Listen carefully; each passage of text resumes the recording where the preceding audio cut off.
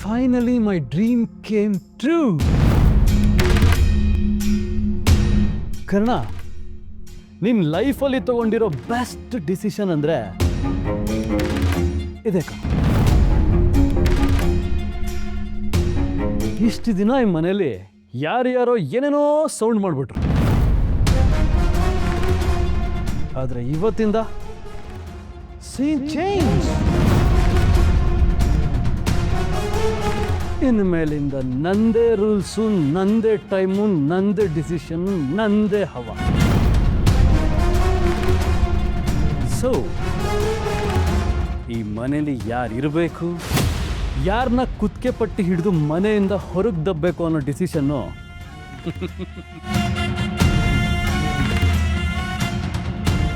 ಸಂಜು ತಗೋತಾನೆ. ಸಂಜು, ಕೈಗೆ ಅಧಿಕಾರ ಸಿಕ್ತು ಅಂತ ಮೆರೆಯೋದಲ್ಲ, ಅತಿಯಾಗಿ ತೂಗೋ ರೆಂಬೆ ಕೂಡ ಬೇಗ ಮುರಿಯುತ್ತೆ. Oh my old lady, cool down. Why are you worrying so much?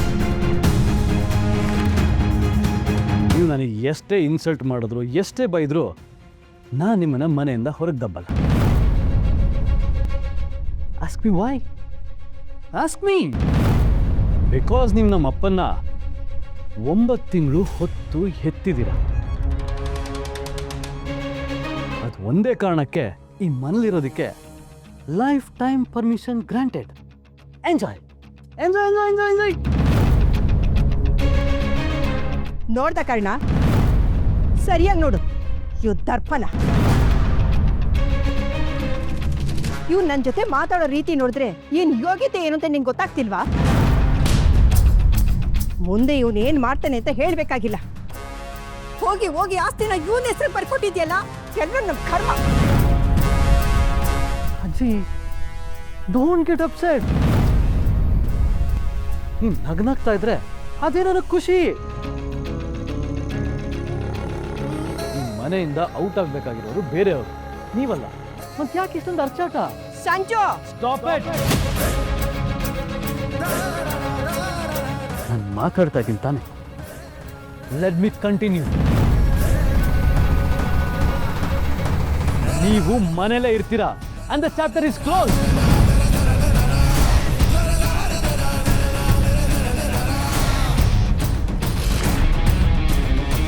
Karna and Nidhi ಆದರ್ಶ ದಂಪತಿಗಳು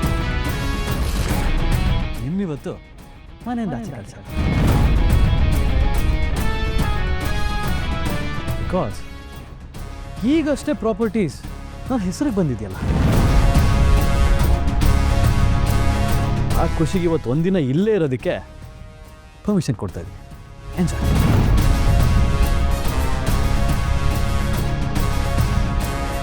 ರೆಂಟ್ ಇಸ್ ಫ್ರೀಯಾ? ಆದ್ರೆ ನಾನು ಬೆಳಗ್ಗೆ ಎದ್ದು ಕಣ್ಬಿಡೋಷ್ಟರಲ್ಲಿ ಲಗೇಜ್ ಸಮೇತ ಮನೆ ಬಿಟ್ಟು ಆಚೆ ಹೋಗ್ತಾ ಇರ್ಬೇಕು. ಏನ್ ಮಾತು ಅಂತ ಆಡ್ತಿದ್ಯೋ? ನೋಡ್ದ ಮಾಲ್ತಿ, ಕರ್ಣ ಎಂತ ಕೆಲಸ ಮಾಡ್ಬಿಟ್ಟ. ಇನ್ನೊಂದು ಮಾತು ನೀನು ಆಡ್ದು ನಾನು ಸುಮ್ಮನೆ ಏನ್ ಮಾಡ್ತೀರಾ? ನಾನು ಮಾತಾಡ್ತಿರ್ಬೇಕಾದ್ರೆ ಮಧ್ಯೆ ಡಿಸ್ಟರ್ಬ್ ಮಾಡಬೇಡಿ ಅಂತ ಹೇಳ್ದೆ ತಾನೆ. ಸುಮ್ಮನೆ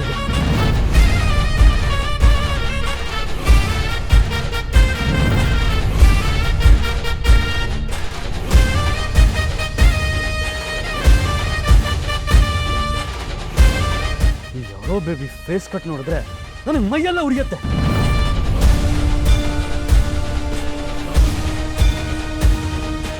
ಮೊದಲು ಲಗೇಜ್ ತಗೊಂಡು ಮನೆಯಿಂದ ಆಚೆ ಹೋಗ್ತಾ ಇರ್.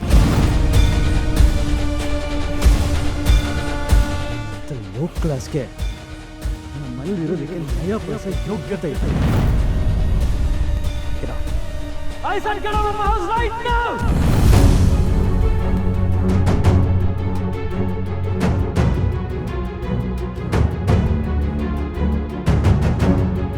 ಒಂದು ನಿಮಿಷ ನಿಂತ್ಕೊಳ್ಳಿ. ಒಂದು ನಿಮಿಷ.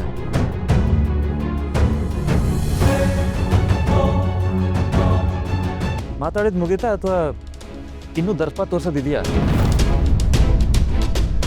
ನಾನು ಯಾಕೆ ಹೇಳ್ತಾ ಇದ್ದೀನಿ ಅಂದರೆ ನಾನು ಮಾತಾಡೋಕ್ಕೆ ಶುರು ಮಾಡಿದ್ರೆ ಇಷ್ಟೊತ್ತು ಮೇಲ್ ಹೋಗಿರೋ ನಿನ್ನ ರಾಕೆಟ್ ಜಪ್ ಅಂತ ಕೆಳಗಡೆ ಬೀಳುತ್ತೆ. ಅಹಂಕಾರಕ್ಕೂ ಒಂದು ಲಿಮಿಟ್ ಇದೆ Sanjay. I don't give a damn. ಹೌದಾ? Let me see. ಈ ಆಸ್ತಿ, ಈ ಮನೆ ಇನ್ನು ನಿನ್ನ ಸ್ವಂತದ್ದಾಗಿಲ್ಲ.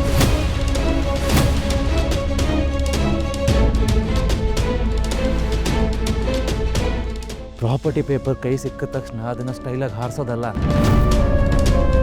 ಬುದ್ಧಿವಂತರಾಗಿರೋರು ಮೊದಲದಲ್ಲಿರೋ ಷರತ್ತುಗಳು, ಐ ಮೀನ್ ಕ್ಲಾಸ್ ಸೆಕ್ಷನ್ನ ಚೆನ್ನಾಗಿ ಓದ್ತಾರೆ.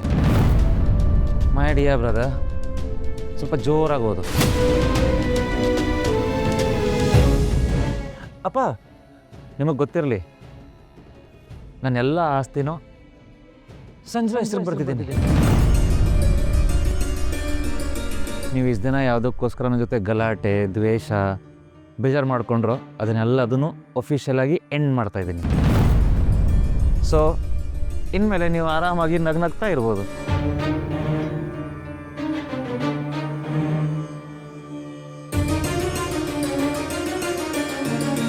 ಸಂಜಯ್, ಲಾಯರ್ ನಿನಗೋಸ್ಕರ ಹಾಕಿರೋ ಸ್ಪೆಷಲ್ ಸೆಕ್ಷನ್ ನೋಡಿದ್ಯಾ? ಸ್ವಲ್ಪ ಜೋರಾಗಿ ಓದು.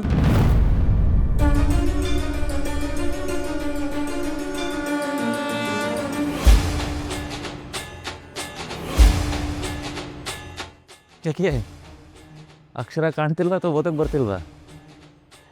ಇಡೀ ಮನೆಗೆ ಕೇಳಿಸ್ಬೇಕು, ಅಷ್ಟು ಜೋರಾಗಿ ಓದು. I can't. ನಾನು ಓದಲ್ಲ.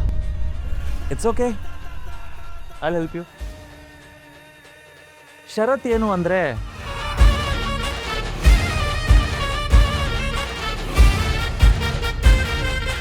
ಈ ಆಸ್ತಿ ಕಾನೂನುಬದ್ಧವಾಗಿ ಸಂಜೆ ಕೈ ಸಿಗಬೇಕು ಅಂದರೆ ರಿಯಾ ಜೊತೆ 1 ವರ್ಷ ಯಾವುದೇ ಜಗಳ ಗಲಾಟೆ ಇಲ್ಲದೆ ಖುಷಿಯಾಗಿ ನೆಮ್ಮದಿಯಾಗಿ ಸಂಸಾರ ನಡೆಸಬೇಕು.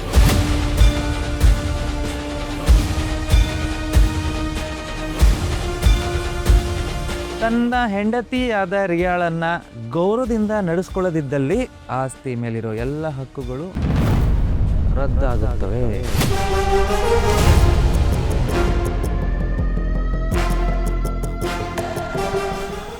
ಜೊತೆಗೆ ಆಸ್ತಿ ಕೈಗೆ ಸೇರಬೇಕು ಅಂದರೆ ತನ್ನ ಎಲ್ಲ ವೈದ್ಯಕೀಯ ವ್ಯಾಸಂಗ ಅಂದರೆ MS ಪದವಿ ಪೂರ್ಣಗೊಳಿಸಿಕೊಳ್ಳಬೇಕು. I repeat, ಪೂರ್ಣಗೊಳಿಸಲೇಬೇಕು.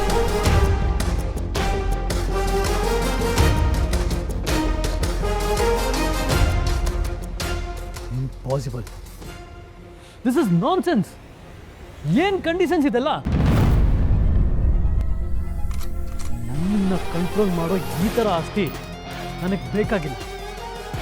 ನಾನು ಯಾವ ರೂಲ್ಸ್ಗೂ ಒಪ್ಪಲ್ಲ.